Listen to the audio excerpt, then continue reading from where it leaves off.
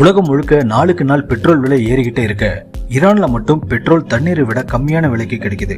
And இந்த மலிவான எண்ணெய் திருட்டுத்தனமா வேற நாடுகளுக்கு கடத்தப்படுது. இந்தியா மாதிரியான நாடுகள்ல பெட்ரோல் 100 ரூபாய்க்கு மேல விற்கிற அந்த சமயத்துல ஈரான்ல 1 லிட்டர் பெட்ரோல் வெறும் 4 ரூபாய் தான். ஏன்னா ஈரான் உலகத்தில் உள்ள ஹையஸ்ட் ஆயில் ப்ரொடியூசர் நாடுகள்ல ஒன்று. ஆனா பிரச்சனை என்னன்னா அமெரிக்கா ஈரான் மேல சில கெடுபிடிகளை விதிச்சிருக்கு. இதனால ஈரான் தன்னோட எண்ணெயை ஓப்பனா விற்க முடியறதில்ல. அண்ட் இங்கிருந்து தான் ஆயில் ஸ்மக்லிங்கிற ஒரு ஸ்டோரி ஸ்டார்ட் ஆகுது. ட்ரக் மூலமாக ஆயில் கேன்களை நிரப்பி மலைப்பாதை வழியை எடுத்துகிட்டு போகிறாங்க. ஆனால் அந்த பாதைகள் மிகவும் மோசமாக இருப்பதால் பல முறை ஆயில் வேஸ்ட் ஆகிடுது. இதனால் ஸ்மக்லர்ஸ் ட்ரம் பெல்ட்டுங்கிற ஒரு முறையை கையாளுறாங்க. இதில் என்ன ஆகும்னா ஒரு கிணறு மாதிரி குழியை தோண்டி அதில் பெட்ரோலை ஊற்றிடுறாங்க. அண்ட் சில கிலோமீட்டருக்கு அப்புறம் அதை ஒரு பம்ப் மூலம் வெளியே எடுத்து பாகிஸ்தான், ஆப்கானிஸ்தான் மாதிரியான நாடுகளுக்கு கடத்தப்படுது.